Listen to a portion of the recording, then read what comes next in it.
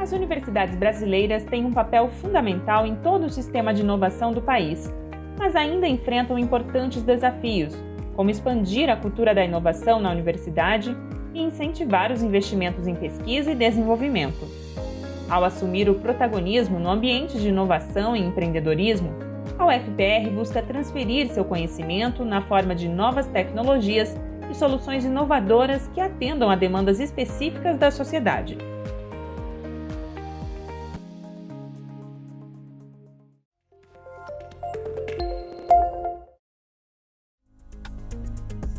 A Superintendência de Parcerias e Inovação, a SPIN, foi criada em 2021, a partir de uma proposta de gestão construída com a comunidade da UFPR. O objetivo da SPIN é promover o diálogo e o relacionamento entre a UFPR e instituições públicas e privadas, na busca por parcerias estratégicas em ações e projetos inovadores de ensino, pesquisa e extensão.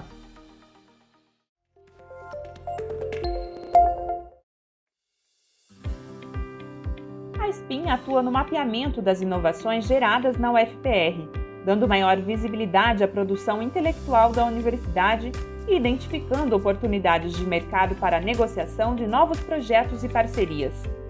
A SPIN também oferece apoio aos pesquisadores na proteção de suas invenções e orienta na instrução de processos de parcerias e na gestão de acordos de transferência de tecnologia. Além disso, a SPIN atua na articulação com o setor público, identificando recursos e oportunidades para o financiamento de projetos da UFPR.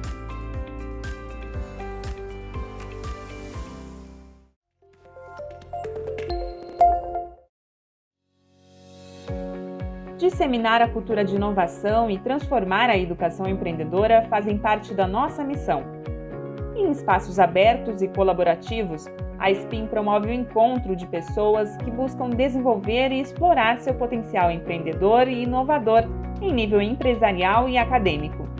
A intenção é contribuir com o desenvolvimento de habilidades empreendedoras, permitindo aos estudantes novas opções de carreira e a possibilidade de converter seus trabalhos acadêmicos em soluções inovadoras para a sociedade.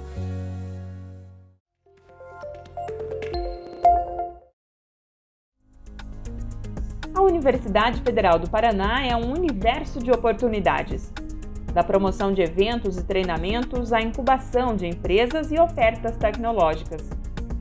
Através de parcerias estratégicas e maior interação com a comunidade, a SPIN promove a inovação, levando conhecimento científico e tecnológico a toda a sociedade.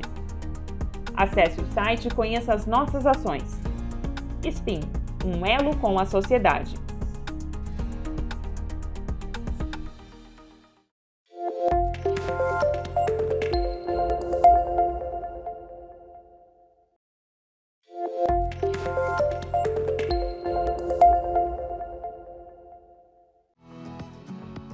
A SPIN apresenta tecnologias desenvolvidas na UFPR para uso e exploração comercial por empresas. Composto biodegradável de matrizes poliméricas. Tem propriedades físicas e mecânicas similares ao plástico convencional. Pode ser aplicado na produção de sacolas plásticas e sacos de lixo. Variando algumas das propriedades, pode-se produzir copos, canudos e outros recipientes plásticos. O produto se decompõe totalmente em até 5 meses, sem gerar qualquer tipo de resíduo. Obtido da biomassa de microalgas proteicas de água doce, o produto é isento de substâncias agrotóxicas e capaz de elevar a produtividade de plantas de cultivo. Se destina ao mercado agrícola em geral, promovendo o crescimento e desenvolvimento das plantas cultivadas. As microalgas cultivadas em bioreatores diminuem a emissão de dióxido de carbono, contribuindo para uma agricultura mais sustentável.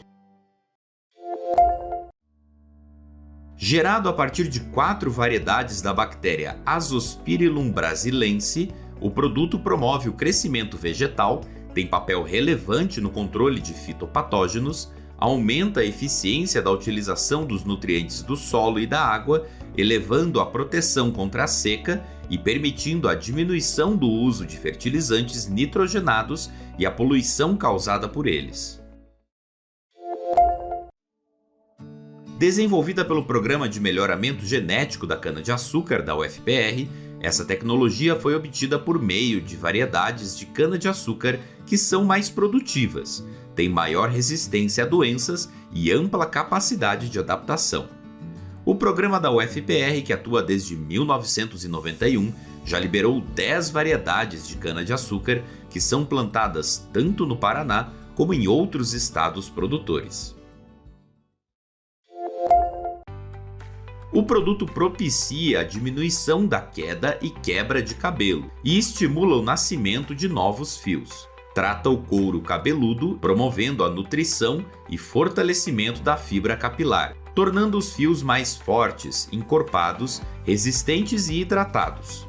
Durante a fase de desenvolvimento, a tecnologia passou por diversos testes de qualidade para que pudesse atingir alto nível de eficácia.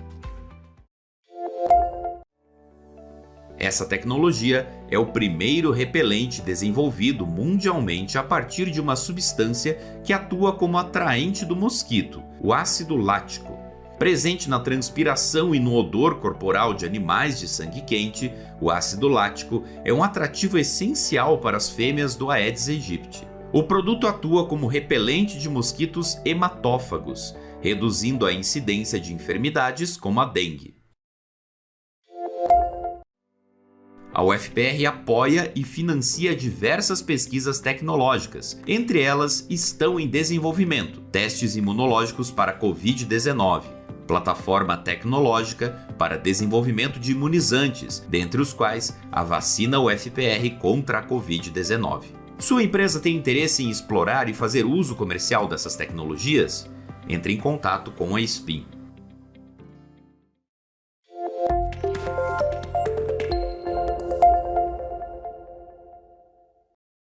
Olá, eu sou a Aline Urizieste, aluna do último ano do curso de Pedagogia da Universidade Federal do Paraná, e a pesquisa que eu vou apresentar é o meu trabalho de conclusão de curso, que foi orientado pela professora doutora Nádia Gaiofato Gonçalves, e tem como tema a concepção de história nos estudos sociais, orientações do MEC para o ensino primário de 1962. O meu interesse por esse tema surgiu no ano de 2017, quando eu participei de um curso de extensão promovido pela Universidade Federal do Paraná, sobre História da Educação, que trazia possibilidades de pesquisa na área. Também, o meu interesse surgiu a partir das disciplinas de História da Educação, que eu realizei no início da graduação. Eu sempre tive muito gosto pela área de História, mas com o curso e as disciplinas, esse interesse em me aprofundar mais no tema sobre o ensino de História foi crescendo. Então surgiu essa vontade de fazer uma pesquisa de conclusão de curso relacionada a esse tema. Bom, a partir das primeiras leituras foi possível observar que no momento da promulgação da LDB de 1961 estavam presentes tanto elementos da escola nova, com a implantação da disciplina de estudos sociais, quanto elementos do pensamento positivista para o ensino de história. Então, a partir disso se traçam os objetivos do trabalho, que são analisar a concepção de história que era apresentada nas orientações do MEC para o ensino primário na disciplina de estudos sociais, observar de que forma que os elementos da perspectiva positivista de história estavam presentes nas orientações do MEC para o ensino primário de 1962 e discutir a história no currículo escolar, no ensino primário vigente quando da promulgação da primeira LDB de 1961. Traçados os objetivos, então se parte para a metodologia, que ela se deu a partir do levantamento bibliográfico sobre o tema, nas bases de teses e dissertações, e também com a utilização do Guia de Ensino Estudos Sociais na Escola Primária, que foi publicado no ano de 1962. Essa é a fonte que eu utilizei para a pesquisa, é o Guia Estudos Sociais na Escola Primária. Ele foi publicado no ano de 1962, sob responsabilidade do Ministério da Educação, com orientação de Josefina de Castro e Silva Galdense. Esse material ele é dividido por capítulos, e em cada capítulo constam instruções metodológicas para o ensino de estudos sociais. Ele foi produzido a partir de recursos do Programa de Emergência, com o intuito de oferecer uma base metodológica para os professores da área de estudos sociais. Dessa forma, ele foi distribuído de forma gratuita para todos os professores brasileiros. De acordo com Urban, Os estudos dos manuais de didática, voltados à formação dos professores, eles colaboram no sentido de compreender a forma de pensar os elementos que compõem uma disciplina escolar. Ainda segundo ela, o estudo do código disciplinar na prática do professor, os guias e manuais de ensino, juntamente com os programas escolares e a legislação vigente no período, eles podem ser considerados textos visíveis ou fontes visíveis do código disciplinar. Eles então carregam as formas de pensar o ensino e a aprendizagem. A professora Urban, então, justifica a importância do trabalho com os guias de formação de professores, dizendo que o conceito de código disciplinar aponta os manuais como elementos fundamentais na constituição das disciplinas escolares, justificando dessa maneira as investigações que tomam os manuais como fontes para a investigação sobre a relação entre o ensino e a aprendizagem. Dessa forma, é fundamental a análise dos guias de formação de professores quando se pretende compreender a abordagem para uma determinada disciplina. No caso da fonte que eu utilizo, que foi distribuída pelo Ministério da Educação, é importante a análise desse material no sentido de perceber qual que é a abordagem e a concepção de história que estava presente naquele momento e o que se pretendia que os professores ensinassem para os alunos no ensino primário, no período de 1962.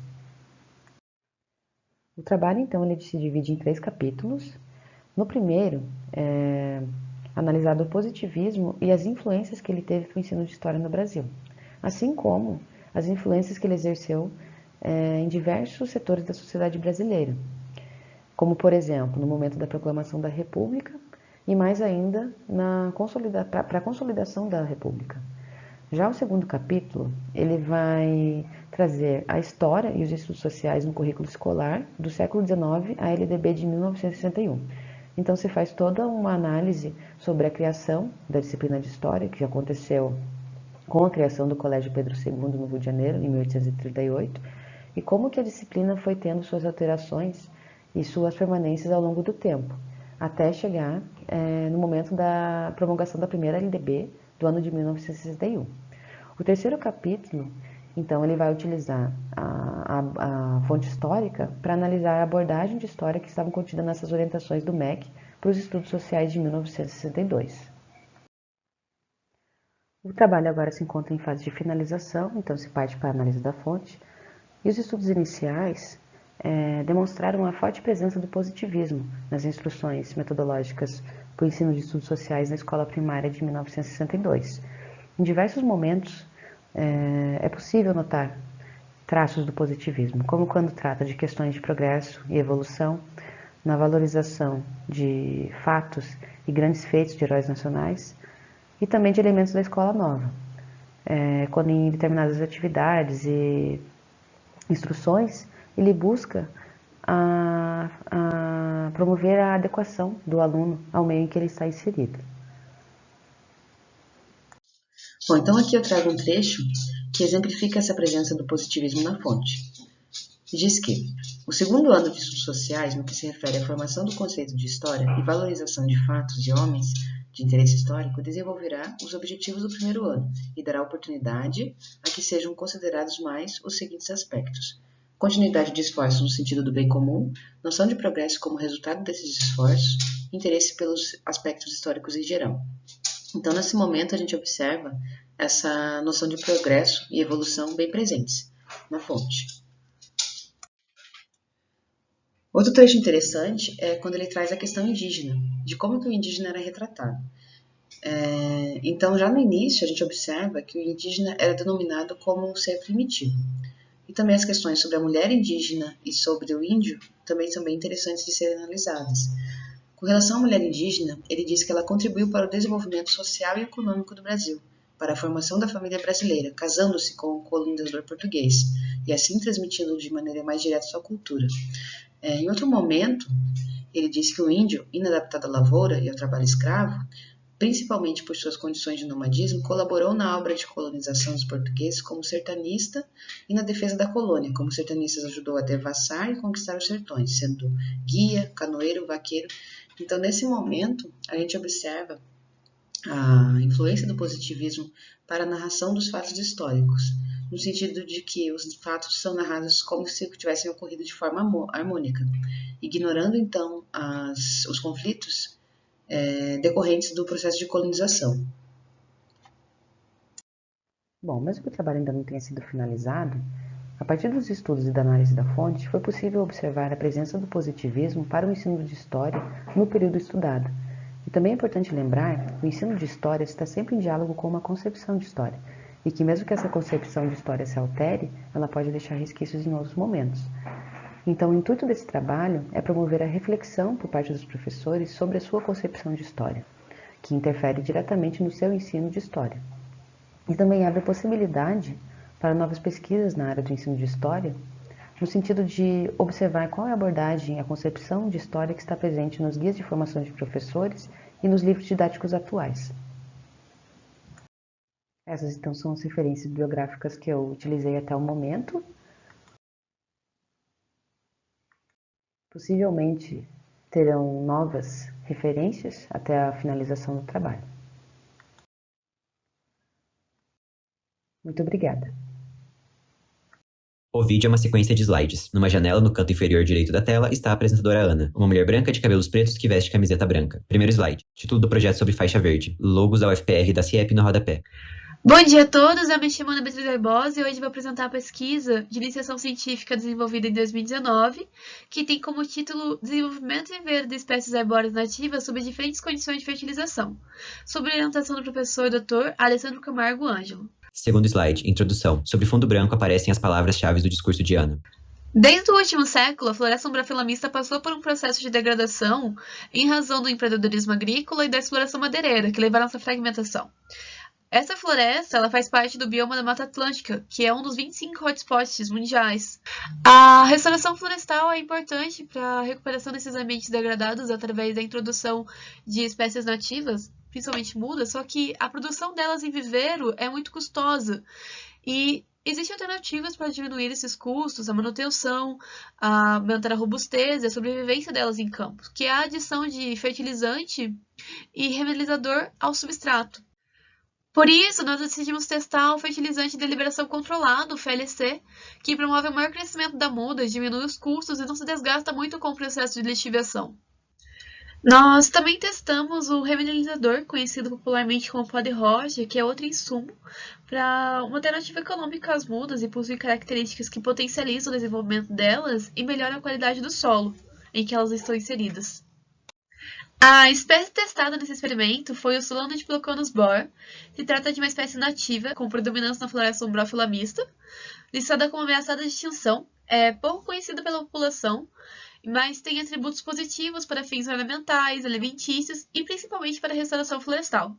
Terceiro slide. Sobre fundo branco, as palavras-chave do discurso de Ana, ao lado de uma foto de plantas de solano produzidas em viveiro. Como tem poucas pesquisas realizadas com essa espécie e ela tem uma importância na conservação da natureza e na reintrodução de mudas em áreas de restauração, o objetivo desse estudo é constatar qual dos tratamentos do FLC, o remineralizador, em diferentes doses, é mais vantajoso para a produção de mudas nativas de solano em viveiro, considerando a sua melhor adaptabilidade ao campo, como ela vai suportar as condições do campo. Quarto slide. Materiais e métodos. Fotos do local onde foi desenvolvida a pesquisa. O local em que foi desenvolvida a pesquisa foi o viveiro florestal, pertencente ao projeto Arboreto, que se encontra na Fazenda Experimental Canguiri, no município de Pinhais, Paraná. Quinto slide. Tabela com dados sobre o tratamento de casca de pinos com Reminer. Tabela de 3 colunas. A primeira com o número do tratamento, a segunda com a porcentagem de substrato de casca de pinos e a terceira com a porcentagem de Reminer utilizado. O remineralizador utilizado nesse experimento era pertencente à marca Reminer, e para ter uma melhor percepção dos efeitos de sua adição em conjunto com o substrato da casca de pinos semicomposta, foram realizadas análises em composições com doses de 0 a 30 de remineralizador com 5% de intervalos entre tratamentos, para ter uma abrangência dos impactos do remineralizador. Então, foram preparados 4 tratamentos, que são esses em destaque, o T1, T3, T5 e o T7. Tratamento número 1. 100% de substrato de casca de pinos, 0% de Reminer. Tratamento 3. 90% de substrato, 10% de Reminer. Tratamento 5. 80% de substrato de casca de pinos, 20% de Reminer. Tratamento 7. 70% de substrato de casca de pinos, 30% de Reminer. Sexto slide. Materiais e métodos. Apresenta dados-chave sobre adubação, explicados na fala de Ana. No caso da adubação, que é o FLC, foram definidas 4 doses, sendo 0, 4, 8 e 12, totalizando 16 tratamentos do experimento. 7º slide. Palavras-chave do discurso de Ana sobre a metodologia. O delineamento do experimento foi blocos causalizados. Foi escolhido porque conseguia anular as diferenças do ambiente, sendo ela a luminosidade e a irrigação do viveiro. No esquema fatorial 4x4, com parcelas subdivididas com o tempo das medições, que foi a 90, 120 e 150 dias. O experimento, portanto, contou com 5 blocos de 15 plantas, totalizando 1.200 mudas. 8º slide. Palavras-chave do discurso de Ana sobre metodologia. Os dados foram submetidos ao teste de Bartlett para verificar a homogeneidade das variâncias, P menor que 0,05. além de passar por uma análise de variância, a nova, P menor que 0,01 e P menor que 0,05. e um teste Tuck P menor que 0,01 e P menor que 0,05. para observar se há diferença entre as médias. 9º slide. Materiais e métodos. Dados da fala de Ana escritos sobre fundo branco, ao lado de foto de caixa de plástico preta com as plantinhas já brotando. As sementes foram doadas pela Sociedade Chauá e o plantio ocorreu no dia 9 de junho de 2019. As sementes foram colocadas em uma caixa de plástico com furos embaixo, como essa da foto, e coberta com casca de pino semidecomposta. Essa caixa permaneceu em estufa por cerca de 30 dias até que as plântulas emergissem. 10º slide. 3 fotos das plantas no viveiro. Na primeira, 30 dias após o plantio, percebe-se as plantas já emergidas da terra, sem espaçamento entre elas. Na segunda foto, 90 dias após o plantio, as plantas já estão maiores. E na terceira, 120 dias pós-plantio, as plantas parecem estar do mesmo tamanho, mas com mais folhas. 30 dias após o plantio, as plântulas emergiram e foram colocadas em tubetes sem espaçamento entre elas, como é evidenciado nessa primeira foto. 90 dias após o plantio, as mudas receberam o primeiro espaçamento entre elas, sendo 4 por 4 centímetros. E aos 120 dias, que é a última foto, as mudas receberam o segundo e definitivo espaçamento de 4 por 3 centímetros. 11º slide. Materiais e métodos. Em fundo branco, dados da fala de Ana sobre análise destrutiva, ao lado de foto de diversas mudas de plantas em diversas fases de crescimento, colocadas lado a lado. Entre a parte da raiz das plantas, coberta de terra, e a parte verde, existe uma linha amarela desenhada. A parte da raiz das plantas menores tem menos terra que a parte das plantas maiores. Quando chegou aos 150 dias, as mudas passaram por uma análise destrutiva, que consiste em obter a massa seca da parte aérea, das raízes e o total. Então, foram escolhidas 5 plantas por repetição, e elas foram separadas das partes das raízes da parte aérea, como pode ser visto nessa linha amarela na foto. 12º slide. Materiais e métodos. Mesmos dados do slide anterior sobre análise destrutiva, ao lado de uma foto de uma estufa de circulação forçada. Essas partes das plantas que foram divididas foram colocadas na estufa de circulação forçada a 70 graus por 72 horas, e posteriormente a esse processo, cada parte foi pesada com a balança analítica, e assim foi obtido os valores das massas secas, para fazer o índice de Dixon. 13º slide. Resultado e discussão. Aparecem 3 tabelas que apresentam os dados coletados. Os dados coletados foram processados com auxílio do software Assistat, que gerou essa tabela.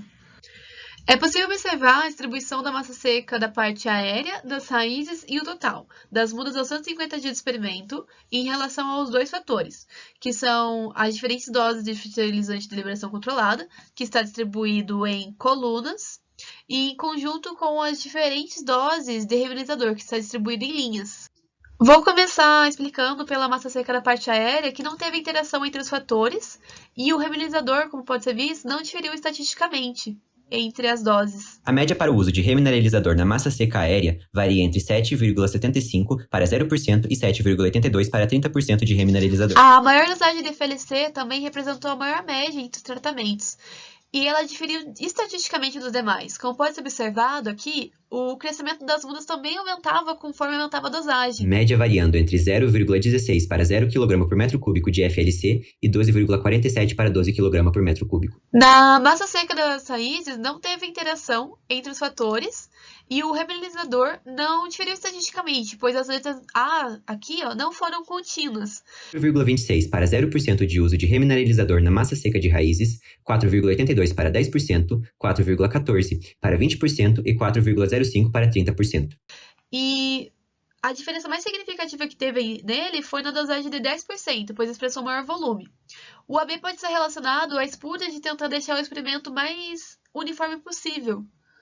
No caso do FLC, a dosagem de 8 e 12, como pode ser visto aqui, não diferiu entre si, mas apresentaram maior crescimento das mudas. Médias para o uso de FLC: 0,13 para 0 kg por metro cúbico, 4,31 para 4 kg por metro cúbico, 5,91 para 8 kg por metro cúbico, 6,92 para 12 kg por metro cúbico de FLC. E no caso da massa seca total, não teve interação entre os fatores também, e o uso do remineralizador não se mostrou eficaz, nos tratamentos, porque ele não diferiu estatisticamente. Médias para o uso de remineralizador na massa seca total: 12,01 para 0%, 12,83 para 10%, 11,9 para 20% e 11,86 para 30%. Médias para o uso do FLC: 0,28 para 0 kg por metro cúbico, 11,5 para 4 kg por metro cúbico, 17,43 para 8 kg por metro cúbico e 19,39 para 12 kg por metro cúbico.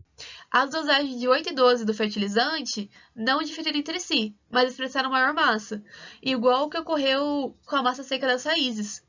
Sendo assim, podemos considerar que a dosagem de 8 já seria significativa o suficiente para expressar um melhor desenvolvimento da muda, de Solano. 14º slide. Resultados e discussão. Aparecem tópicos-chave do discurso de Ana sobre resultados e discussão. Para os resultados da discussão, eu procurei trazer as pesquisas que mais impactaram o nosso trabalho. Então, em 2009, Nessa e Botel, em um estudo com mudas de pinas TEDA, encontraram também que a massa seca das raízes não diferiu estatisticamente entre as maiores doses de FLC, mas promoveu um maior desenvolvimento radicular das mudas. Já em um outro estudo com Dutra, em 2016, com mudas de cana-fístula, que se trata de uma espécie arbórea nativa, foi observado um aumento na massa seca das raízes e conforme aumentava a dose de FLC. Também foi encontrado isso em nosso estudo, só que posteriormente a esse aumento, no estudo de Dutra, ocorreu uma queda na quantidade de massa com um aumento progressivo da dosagem, evidenciando que o crescimento eficiente das mudas pode ocorrer até determinada concentração de fertilizante no substrato. E de acordo com os estudos desenvolvidos em viveiro por Aguiar, em 2020, com mudas de paricá, que se trata de uma espécie arbórea nativa, o período de no máximo 150 dias em viveiro para o crescimento das mudas é curto para avaliar a influência significativa do remineralizador no desenvolvimento delas. De forma similar, isso foi observado no presente estudo que a gente desenvolveu, na falta de diferenciação estatística entre os resultados obtidos da massa seca aérea e no total. 15º slide. Tópicos-chave da conclusão de Ana. Como conclusão, nós temos que o remineralizador não apresentou efeito significativo no crescimento da espécie, pois ele não diferiu estatisticamente na maioria dos parâmetros analisados. Isso pode estar relacionado ao que eu disse na discussão anteriormente, como tempo curto para a avaliação dele. Já o fertilizante de deliberação controlada, nas doses acima de 8, promoveu um aumento no desenvolvimento das mudas da espécie. Então, poderia ser indicado o 8 para o desenvolvimento delas em viveiro, visando sua maior robustez e sobrevivência ao campo. Os 3 slides seguintes apresentam as referências da pesquisa. Para maiores informações, entrar em contato com a autora no endereço de e-mail que está na descrição. Essas são as nossas referências utilizadas para o desenvolvimento do trabalho. Por fim, eu gostaria de agradecer pela oportunidade de estar apresentando esse trabalho e por todos que contribuíram no desenvolvimento dele. Tchau, tchau! Audiodescrição: Gustavo Thomas e Matheus Camilo.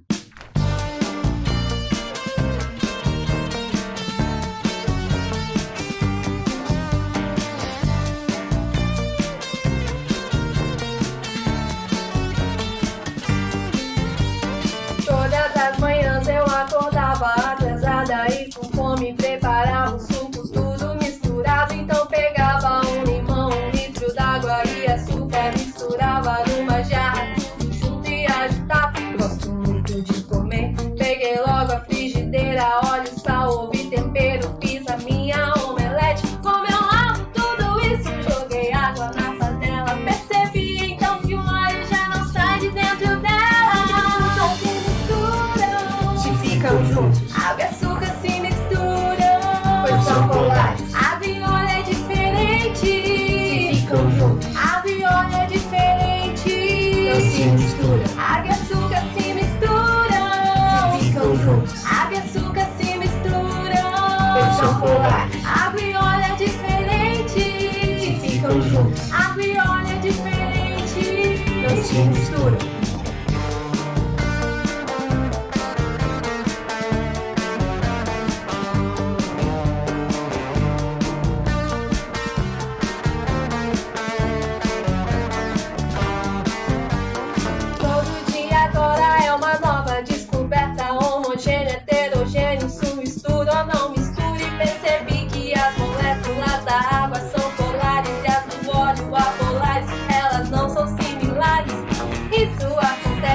Falta de afinidade, água e óleo não misturam devido suas propriedades. Limão e açúcar na água solução, mas o óleo e a água não têm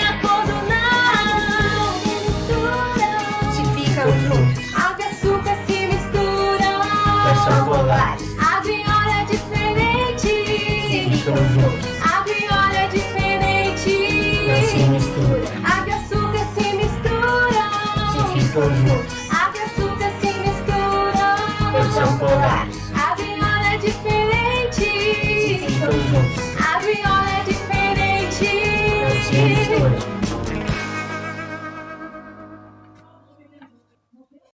Você já parou para pensar na importância da luz? Pois ela está em tudo que nos cerca, inclusive na sombra. Ela é energia. E esse é justamente o tema da exposição Luz, Ciência e Emoção. Essa exposição foi pensada e realizada pelo curso de Engenharia Elétrica da UFPR, em parceria com instituições privadas e públicas. O objetivo é unir conhecimento e diversão. Tudo isso para conquistar o público-alvo, as crianças. Vamos conhecer?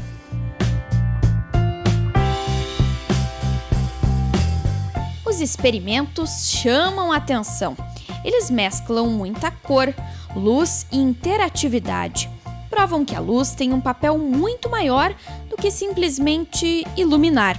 Na elaboração da exposição, o grupo de professores, estudantes e colaboradores teve que sair da caixinha e pensar em um meio atrativo para ensinar aqueles que serão os futuros cientistas.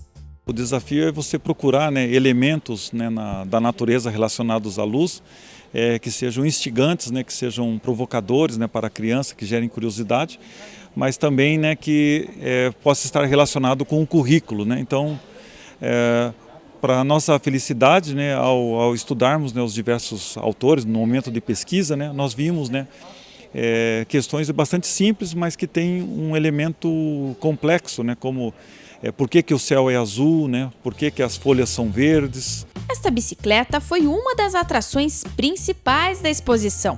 Os testes foram feitos com as mãos, mas foi preciso um protagonista do tamanho certo para observar direitinho a mistura entre as cores da roda.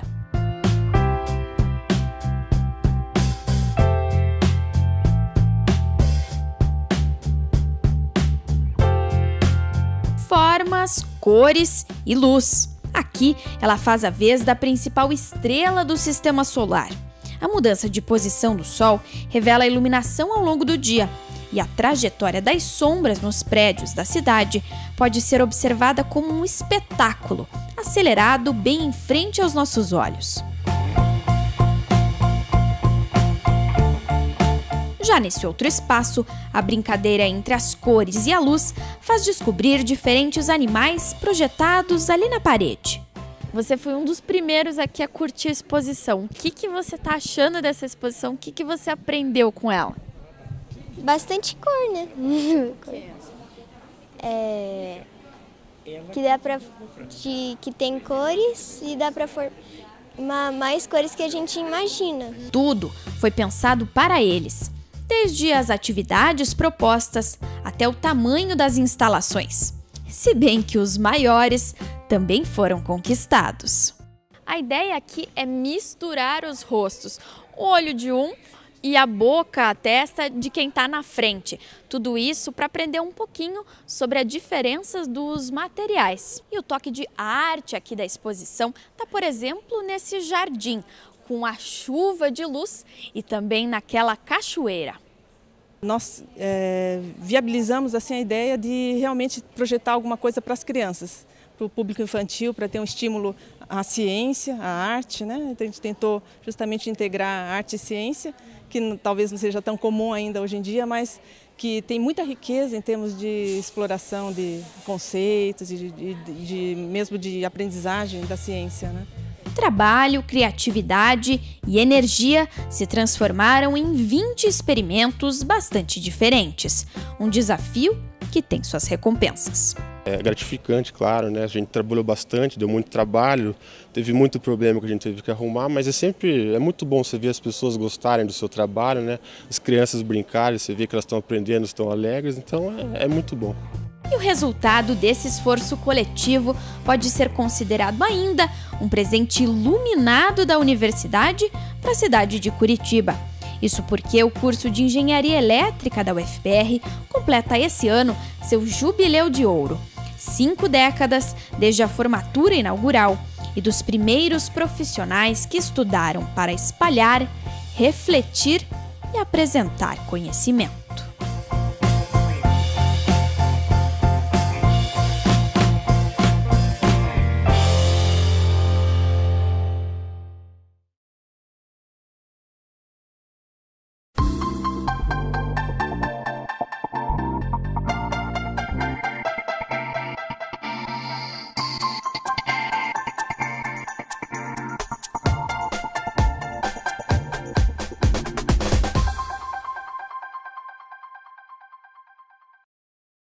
Não é sempre que reparamos, mas sempre que estamos sob alguma luz, nossa sombra está conosco.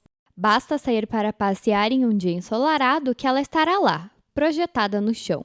Você sabia que ela pode nos revelar coisas importantes como a hora do dia? No Lux de hoje, vamos falar sobre o primeiro relógio criado na história da humanidade, o relógio de sol.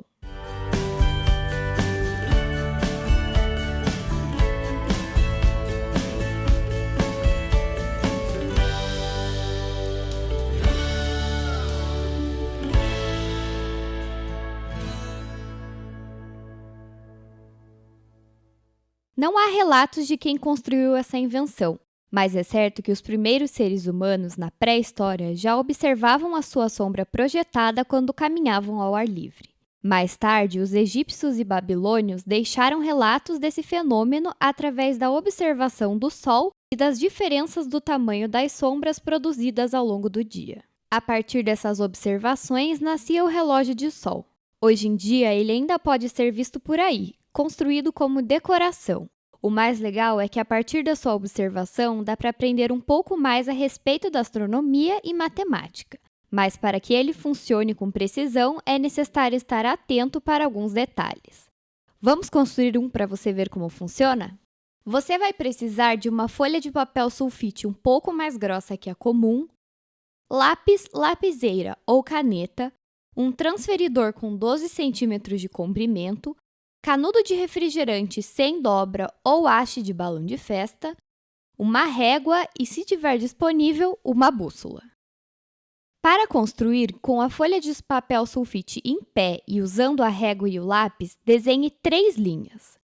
A primeira linha deve estar distante 1 centímetro da borda mais próxima de você. A segunda estará a 8 centímetros da primeira. Por fim, a próxima linha tem relação ao local onde você está na Terra. Para Curitiba, serão 18,7 centímetros distantes da segunda linha. Isso acontece por causa das coordenadas de latitude do local. Você pode calcular a distância para a sua cidade usando uma fórmula disponível no site que aparece na tela. Depois de marcadas, é só traçar as linhas. Agora é hora de usar o transferidor para desenhar um semicírculo entre as 2 primeiras linhas e fazer marcações de 15 em 15 graus. Ligue esses pontos traçando novas linhas. Usando a régua, dobre a folha desse jeito. Na parte de trás, faça as mesmas marcações usando as medidas já desenhadas do outro lado. Nesse mesmo lado, escreva agora os números de 6 a 18, em cada uma das marcações no sentido anti-horário, e do outro lado no sentido horário. Eles são os marcadores do nosso relógio, que, é claro, só funciona de dia quando tem sol. O próximo passo agora é fazer um furo com o lápis bem no centro do desenho, onde o transferidor foi apoiado.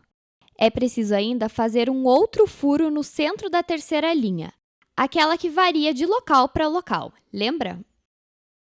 Depois, faça uma dobra nessa linha que vai servir de apoio para o canudo ou haste, que deve atravessar esses 2 furos, assim, ó. Agora é importante deixar o mostrador do nosso relógio em um ângulo reto com a haste para que ele funcione. Tá pronto! Ou quase. Para ver o resultado, é preciso orientar a face do relógio. Para ver as horas, oriente o papel para o sul. Para que lado é o sul? Bom, você pode fazer isso usando uma bússola ou um aplicativo de celular que tem essa mesma função. Viu só quanta coisa conseguimos aprender com o nosso relógio de sol? Fique atento! Você pode ver mais matérias sobre esse experimento e também a descrição completa no nosso site do Projeto Lux. Nosso programa de hoje chega ao fim. Vale lembrar que o Lux é uma parceria entre a UFPR-TV e o Departamento de Engenharia Elétrica da UFPR. Semana que vem tem mais experimento, mais ciência, cor e luz. Até lá!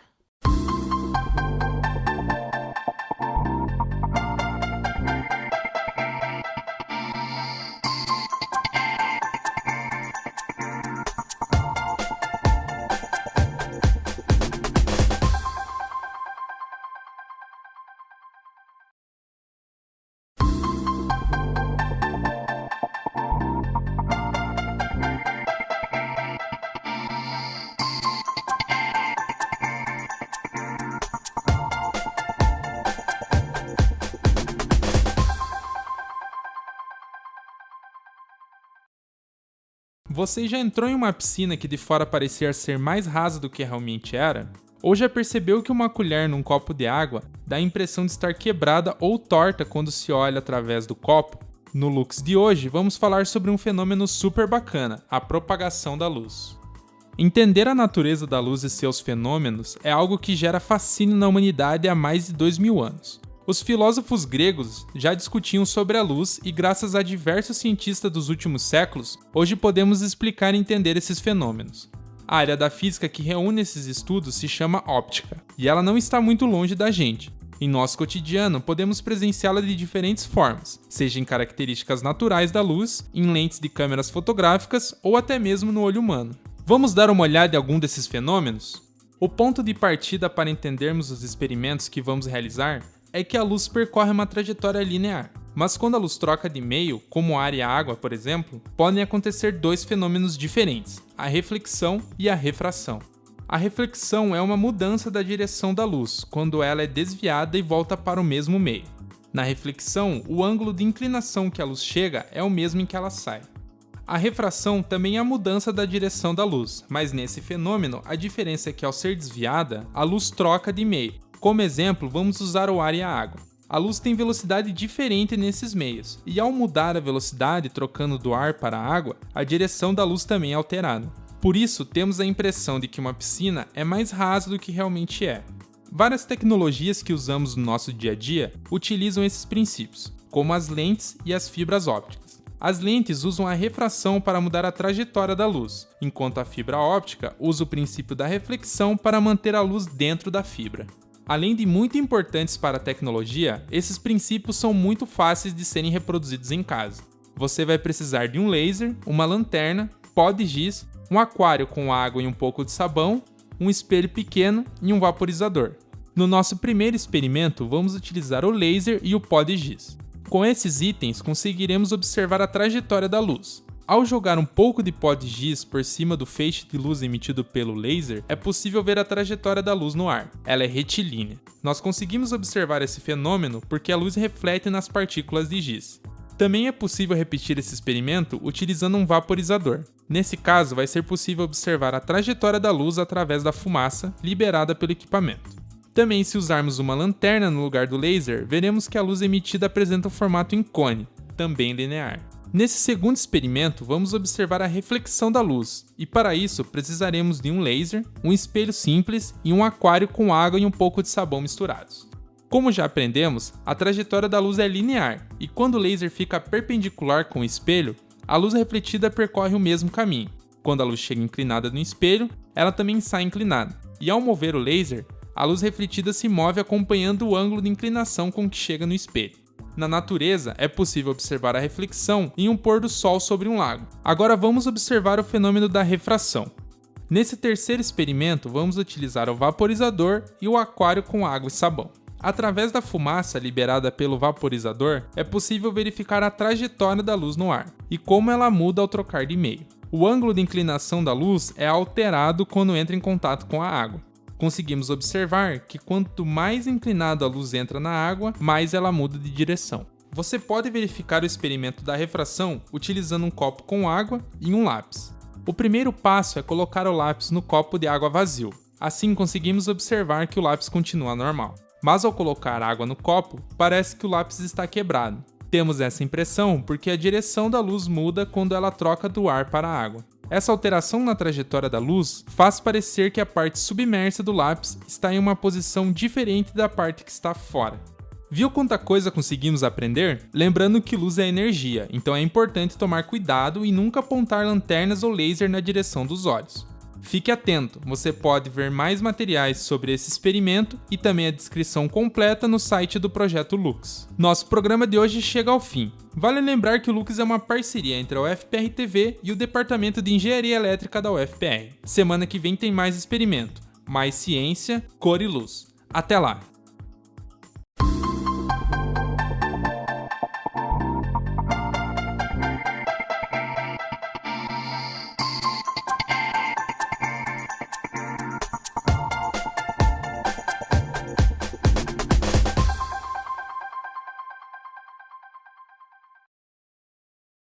O vídeo é uma animação. Crianças vistas de costas olham para a tela de uma TV. Foco na tela da TV. A TV liga. Otto e Blanca em Polares versus Não Polares. Otto é um menino negro de cabelo cacheado que usa camiseta verde com uma carinha feliz desenhada nela. Blanca é uma menina negra de cabelo comprido amarrado em rabo de cavalo, usando um suéter amarelo sem mangas. Ela é um pouco mais alta que Otto. O título do episódio aparece no centro da tela. Ainda de férias, Otto e Blanca vão para um acampamento, depois de conhecerem a praia. Aparecem Otto e Blanca chegando no acampamento. Eles são recebidos por uma monitora, que é uma mulher branca de cabelo castanho que usa camisa rosa. No fundo vemos desenhos de árvores diversas. Olá, crianças! Sejam bem-vindos ao acampamento! Como estão sendo as férias de vocês? Estão sendo incríveis! Eu e a Blanca fomos pela primeira vez para a praia. Até joguei água nela. Até tomamos banho no mar. Sim!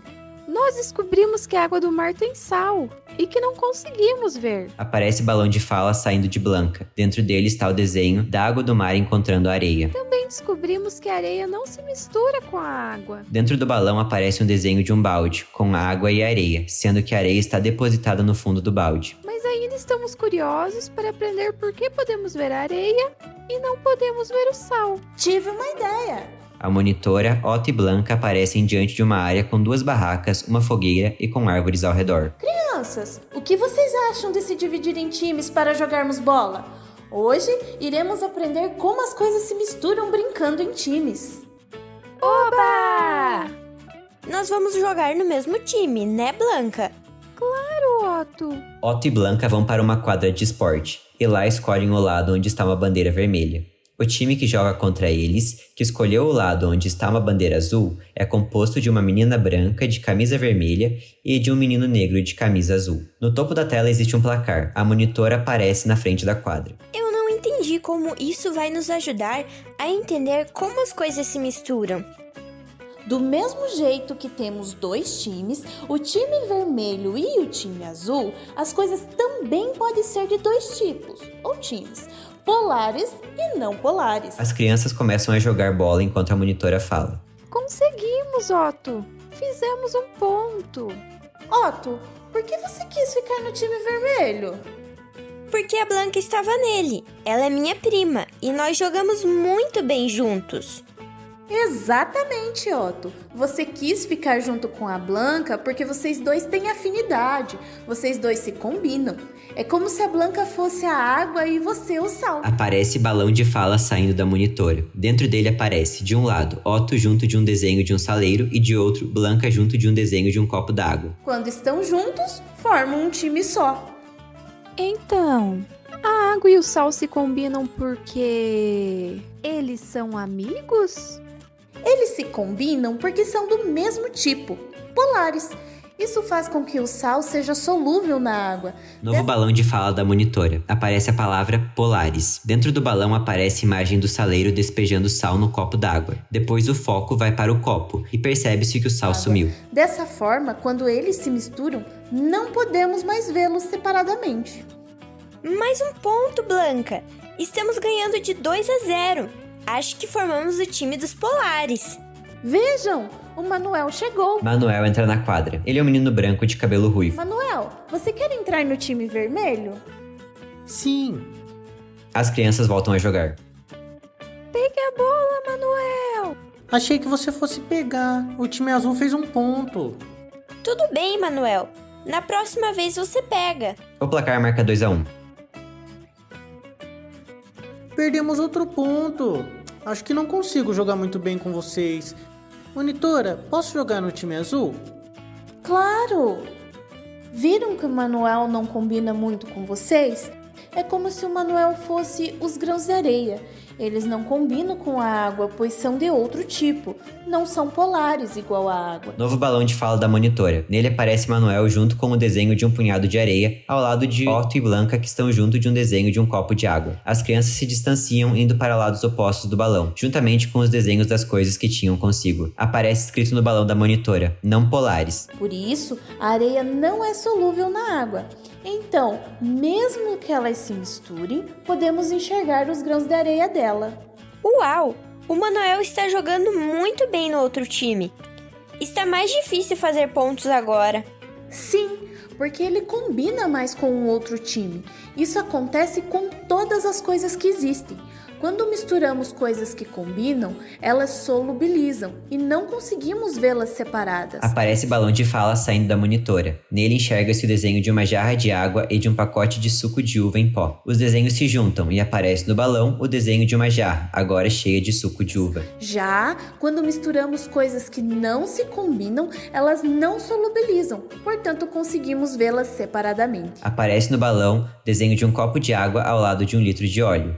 Esses desenhos dão lugar ao desenho de um copo onde vemos a água na parte de baixo e o óleo na parte de cima, sem se misturar. Uhul! Fizemos mais um ponto! Empatamos! Agora vamos encerrar o jogo para que outras crianças possam brincar também. Foco nas crianças conversando com a monitora na quadra. Poxa, Manuel, que pena que não conseguimos jogar juntos. Mas que bom que você encontrou um time que você tem mais afinidade. Isso mesmo, você aprendeu direitinho, Blanca. Parabéns para os 2 times. Otto e Blanca aparecem na área de barracas, mas ao fundo enxerga-se a monitora e as outras crianças. Que legal, Blanca! Jogamos muito bem e aprendemos por que não conseguimos ver o sal na água. Balão de fala de Otto aparece, e nele encontram-se os desenhos do saleiro e do copo d'água. Os grãos de sal e a água têm uma afinidade tão grande que o sal se desmancha na água. Os desenhos dão lugar a uma imagem do copo, onde vemos os grãos de sal desaparecerem na água. Aparece o desenho da água do mar encontrando areia, no balão de Otto. Por isso, a água do mar é salgada. Isso mesmo, Otto. Balão de fala de Blanca aparece. Nele encontram-se os desenhos de um punhado de areia e de um balde d'água, que dão lugar ao desenho do balde onde foi jogada a areia. Também aprendemos porque conseguimos ver a areia dentro do balde de água. Os grãos de areia não têm afinidade com a água como o sal e não conseguem se desmanchar. E é por isso que mesmo quando chacoalhamos o balde, conseguimos ver os grãos de areia dentro da água. Agora vamos procurar areia no acampamento para construir um novo reino com lago, patos e plantas. Otto e Blanca se movimentam em direção aos colegas. Aparece uma placa no topo onde está escrito: fim. Créditos: Ana Júlia da Silva, mestre Kathleen Borth, professora doutora Tatiana Simões, professor Dr. Jorge Sakai, Jonathan Stefano Guilherme, mestre Márcia Valenga, mestre Thaís da Silva, criado usando Powtown. Audiodescrição: Gustavo Thomas e Matheus Camilo. A importância da orientação consciente dos medicamentos. O vídeo é uma sequência de slides. As apresentadoras dos slides aparecem em uma janela pequena no canto superior direito da tela. Olá, boa tarde. Eu me chamo Júlia Marina. Júlia Marina é uma mulher branca, de cabelos pretos, que veste blusa preta. Eu me chamo Beatriz. Beatriz é uma mulher branca, de cabelos castanhos, usando suéter listrado. Eu me chamo Letícia. Letícia é uma mulher branca, de cabelos loiros, que veste blusa preta. Eu me chamo Mariana. Mariana é uma mulher branca, de cabelos pretos, usando camiseta verde e casaco preto. Nós somos acadêmicas do curso de Biomedicina da Unicuritiba e iremos apresentar os resultados do nosso projeto de extensão intitulado A Importância da Orientação Consciente dos Medicamentos. Primeiro slide, título. A importância da orientação consciente dos medicamentos. Sobre um fundo azul e atrás, foto de mão segurando várias cápsulas de remédio, com o desenho de um símbolo de advertência em cima. Que foi desenvolvido na mesma instituição no primeiro semestre desse ano. Segundo slide, sobre fundo cinza, encontram-se o nome dos professores. E foi orientado pelos professores doutora Fernanda Bovo e doutor Nelson Morini. Terceiro slide, contextualização do projeto. A contextualização do nosso projeto é que muitos medicamentos são utilizados de forma irresponsável pela população. E essa automedicação irracional pode trazer riscos para a saúde, como a resistência de medicamentos, a intoxicação, dependência e até comprometer a eficácia terapêutica. Quarto slide, objetivos. As informações contidas nele são lidas por Letícia. Os objetivos do nosso projeto são colocar em prática os nossos conhecimentos que foram obtidos na academia, juntamente com a comunidade. Assim, levando informação com os malefícios do uso irracional de medicamentos e instruir a forma correta de uso. Quinto slide, metodologia, materiais e métodos.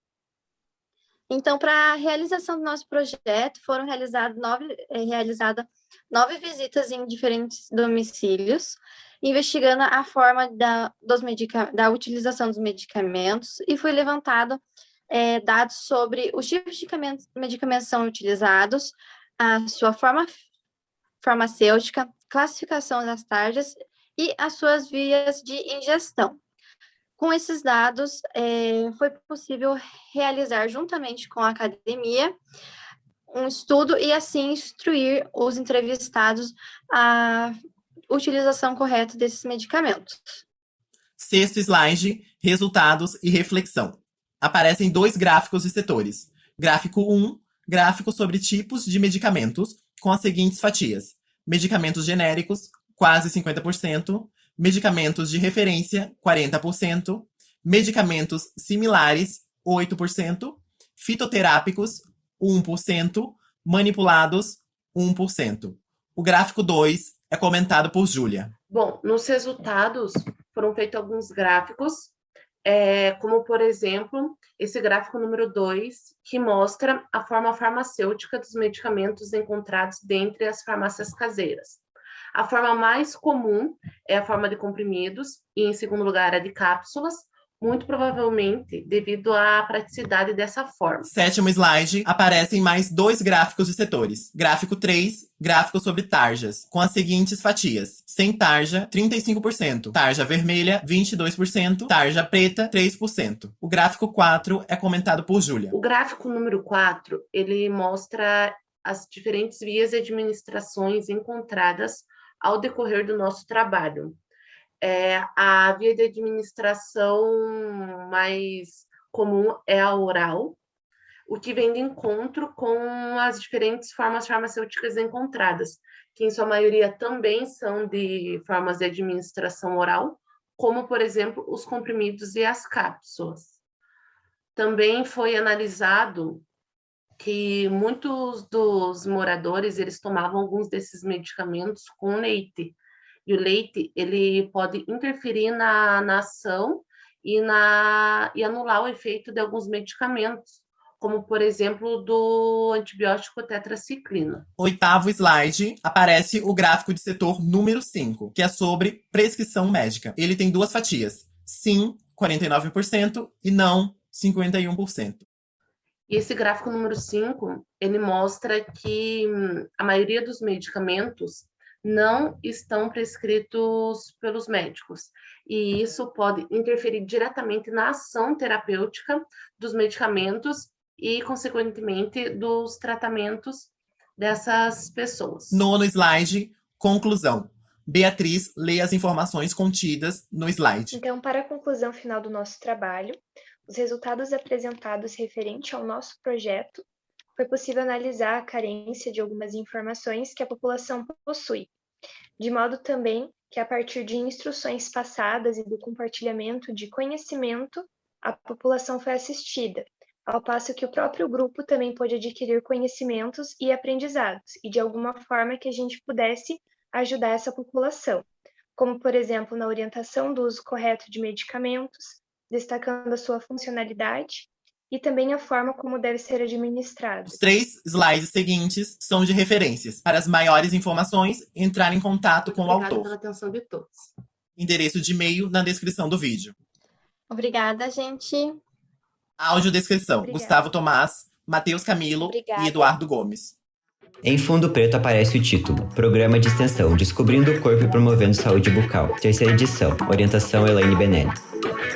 A imagem de fundo é um desenho de uma boca mostrando os dentes. Um dos dentes é enquadrado e dele sai um foco que conduz a um desenho que mostra a estrutura interna dos dentes. No centro, sobre a imagem, tem-se o título: Objetivos do Programa. No rodapé está a seguinte nota: Ilustrações retiradas dos livros em desenvolvimento. O programa Descobrindo o Corpo e Promovendo Saúde Bucal surgiu com o intuito de investigar como o estilo de vida e grau de informação em questões relacionadas à saúde pode interferir na escolha de hábitos de vida dos indivíduos.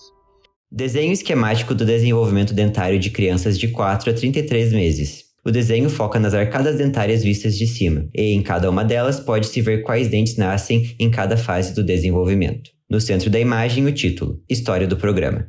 No seu início, o projeto atendeu pais e responsáveis que traziam seus filhos à Clínica de Especialização e Graduação em Odontopediatria da Universidade Federal do Paraná, além de dependentes químicos em recuperação e o público em geral, orientando esses indivíduos a manter sua saúde.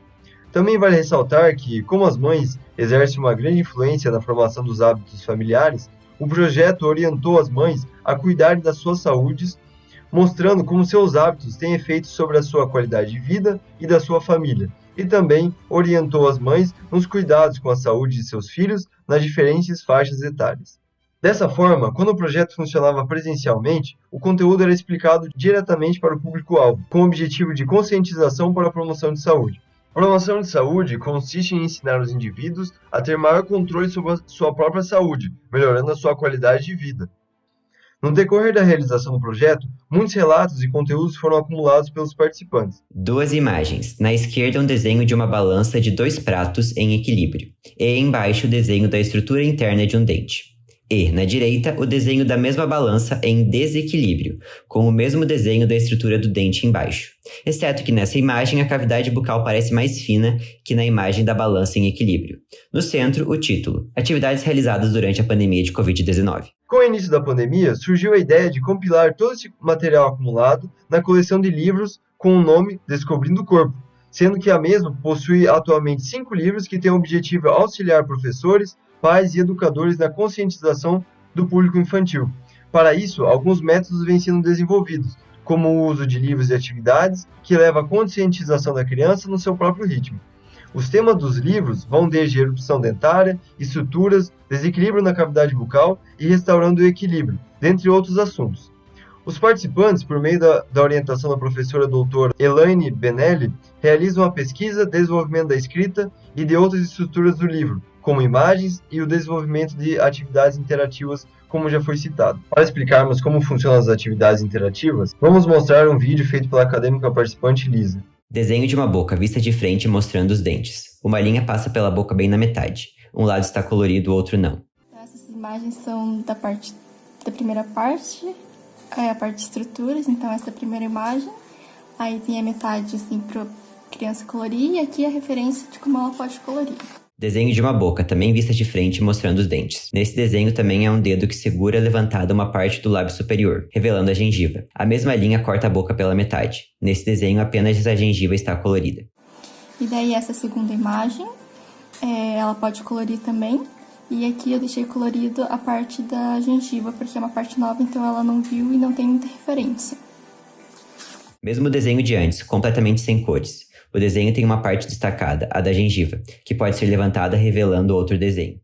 Aí nessa imagem, aqui ela vai colorir a gengiva dessa forma, né? Como tá a referência. E aqui a ideia é que, por exemplo, se você tira a gengiva, você consegue ver a raiz do dente. Levanta a parte destacada e revela um desenho colorido da raiz do dente. É mais ou menos essa ideia. E aqui nessa imagem é para colorir dessa outra forma aqui.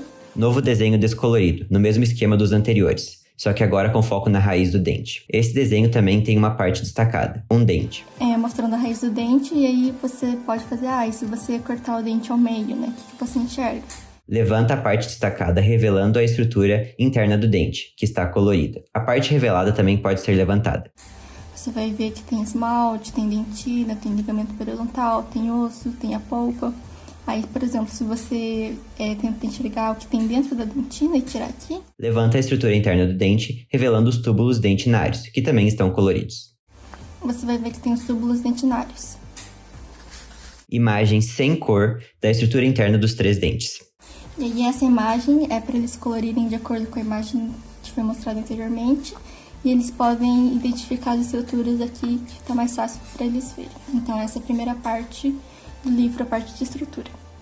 A segunda parte do livro, a parte de cárie. 3 desenhos, cada um em uma coluna. A primeira coluna é a coluna da doença, a segunda é a coluna do tratamento e a terceira é a coluna saudável. Esse esquema de divisão vale para quase todos os desenhos da segunda e terceira parte. Na primeira coluna tem-se o desenho de um dente com uma mancha branca. Esse desenho pode ser levantado revelando a estrutura interna do dente.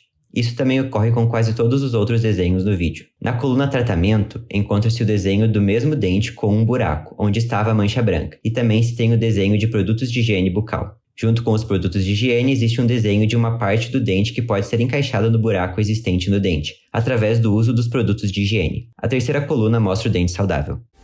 Aqui a primeira imagem vai ser a de mancha branca, e aqui essa imagem dessa coluna vai ser sempre para comparar o que é saudável. Então aqui, se você vê o dente ao meio, você vê que não tem comprometimento das estruturas. E aqui é o saudável, né?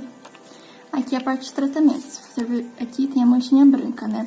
Aí a ideia é que se a criança faz a higienização, usa produtos com flúor, ela pode tentar reverter esse quadro remineralizando o dente. Ele volta a ser uma estrutura saudável. Essa segunda imagem é a cárie só em esmalte. Mesmo esquema de desenhos em colunas, só que agora é para a cárie no esmalte do dente. Na coluna doença, uma mancha preta está no dente. Na coluna tratamento, existem 2 equipamentos de dentista. Um que faz o papel de remover a cárie do dente e o outro que faz o papel de colocador de resina. Então, se você for ver aqui, ó, tem comprometimento só do esmalte. E aqui é o saudável para comparar. Aqui a parte do tratamento, então, seria ir no dentista e você consegue fazer restauração no dente, né? Então, você remove a cárie e restaura o dente com resina, por exemplo. Aqui nessa outra imagem é a parte da cárie de esmalte e dentina. Mesmo esquema de desenhos em colunas, agora mostrando cárie no esmalte e na dentina. Na coluna doença, também vemos uma mancha preta no dente. A coluna tratamento é igual ao desenho anterior. Você consegue ver aqui o comprometimento. O tratamento vai ser o mesmo. E aqui você tem sempre o saudável para comparar. Aí aqui nessa imagem é mais para mostrar a parte da sensibilidade. Imagem sobre sensibilidade dos dentes. Na esquerda, desenho de um cubo de gelo e de uma xícara de café. No centro, desenho de um dente e do odontoblasto, que está destacado e pode ser movimentado. E na direita, desenho do cérebro humano. Então aqui é o dente, né? Aqui você consegue ver as estruturas e aqui seria o odontoblasto com prolongamento, como se fosse mais de perto. Então, se tiver os estímulos, né, de quente e de frio, isso movimentaria, né, o fluido que tem em volta e isso levaria ao impulso nervoso para a pessoa perceber isso como dor. E essa parte seria a parte do comprometimento. Retorno ao esquema do desenho em colunas, agora sobre o comprometimento da polpa. Na parte da doença, além de uma mancha preta no dente, vê-se um abscesso na polpa, representado por uma bolha na gengiva. Da polpa, então aqui a gente consegue ver que formou um abscesso. Levantando a parte destacada do dente, revela-se a estrutura interna, que tem a polpa toda comprometida. Aqui é o comprometimento, então da polpa, aqui está o abscesso também. E aqui é o normal para comparar, né? Aqui nessa parte do tratamento ela ficou um pouco mais complexa. Coluna de tratamento. Desenho de um equipamento de dentista remove a cárie do dente, que deixa um buraco no desenho. Então, primeiro eu removeria a cárie, né? Eu não fiz como se fosse abertura coronária, eu fiz de forma assim, só para a criança entender que precisa remover a cárie. Desenho do dente é levantado, revelando a estrutura interna do dente comprometida. E que depois precisa fazer o tratamento endodôntico, que é remover essa polpa que está comprometida. Remove polpa comprometida. Então, ficaria sem a parte viva, né? E depois teria que restaurar o que fez. Então essa seria a sequência das imagens da segunda parte do livro. Imagem de uma boca mostrando os dentes, vista de frente. Uma linha corta a boca pela metade. A boca está toda colorida, só que de um lado da linha a gengiva está super vermelha, isto é, inflamada, e do outro ela está rosinha. Essa terceira parte do livro é a parte sobre as doenças periodontais. Então a primeira imagem vai ser uma imagem para comparar uma gengiva saudável com uma gengiva comprometida. Aqui dá pra ver que ela tá inflamada. Aqui, a segunda imagem seria de gengivite. Retorna ao esquema de imagens em colunas, dessa vez sobre gengivite. Na coluna doença, temos o foco num dente com cálculo na parte superior e na sua gengiva inflamada. A gengiva está destacada e, quando levantada, revela as estruturas internas inflamadas. A coluna saudável não apresenta inflamação. Na coluna tratamento, um aparelho de dentista remove o cálculo. Então aqui dá pra ver que está inflamada, aí se você remover a gengiva, você consegue ver as estruturas do dente. E aqui sempre vai ser a imagem para comparar com o saudável, né? A altura, a cor da gengiva, essas coisas.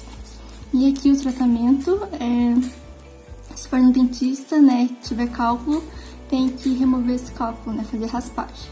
E daí por escrito dá para colocar as outras terapias, dá para colocar o que o paciente pode fazer também.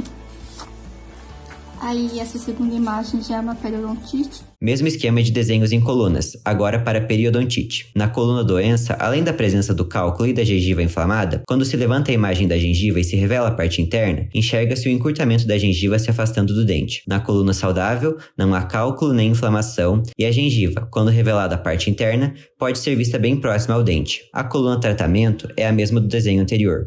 Se você for ver, já começa a ter perda, comparando aqui com o normal. E o tratamento também eu coloquei como mesmo. Aqui nessa outra imagem vai ter mais perda ainda. Então aqui você consegue ver aqui do ligamento periodontal, perda de osso um pouquinho. E essa outra imagem já tem uma perda assim bem avançada. Pode ver assim a altura, aqui a exposição da raiz. Aqui a perda de inserção. E, por último, seria a perda dentária. Esquema de imagens em colunas para perda dentária. Nesse esquema, a coluna de tratamento está em branco. Na coluna doença, vemos a gengiva inflamada, sem o dente. Então, teve a perda do dente pela doença periodontal. Então, essa é a ideia da terceira parte do livro. Nova imagem de fundo. Um esquema de desenhos em 3 colunas para o tratamento da cárie no esmalte do dente. No centro, o título. Continuidade do programa. Diante dessa explicação, vocês conseguiram entender como funcionam um pouco as atividades interativas que estarão presentes nos livros. Os livros estão ainda em desenvolvimento e o objetivo é que os mesmos possuam acesso gratuito para todos, visando atingir o público em geral, e principalmente pais, responsáveis e educadores, para que essa informação conscientize e chegue para as crianças. Dessa forma, mesmo com as limitações impostas pela pandemia, o programa continua descobrindo o corpo e promovendo saúde bucal. Em fundo preto, lê-se: Segundo Festival de Ciência, Cultura e Inovação da UFPR. Atividades culturais e de divulgação científica, tecnológica e de inovação. Créditos, participantes: Lisa Urioda, Thiago Emanuel Costa de Rezende, Ailton de Araújo Moraes, Layara Maciel Felizardo, Marcelo Simeão Filho, Gabriele Martins da Silva, Rodrigo de Oliveira Souza Lima, Elaine Cristina Zepechouca, Ana Júlia Moretti, Emanuele Bueno de Oliveira, Júlio César Tafarel, Lídia Maria Vitória dos Santos, coordenadora Elaine Benelli, edição Júlio César Tafarel, audiodescrição Gustavo Thomas e Matheus Camilo.